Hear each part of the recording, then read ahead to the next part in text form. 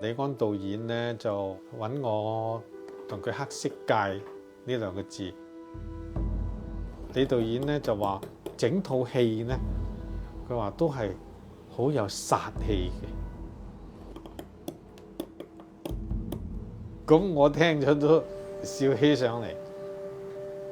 個色字造字嘅時候咧，其中有一個解釋，一個人嘅死刑咧就係殺頭。咁個色字咧就係一個人跪喺度，啊上邊有一把刀，咁當一個人嘅頭被斬落嚟嘅時候咧，嗰個血咧係會噴出嚟。咁呢一個咧就係色，血嘅紅色。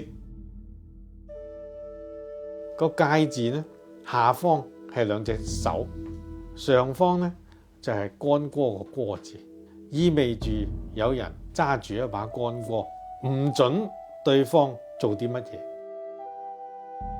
我嘅處理咧，嗰個色字嘅下方咧，我將佢翹到好似一條蛇去纏人咁樣。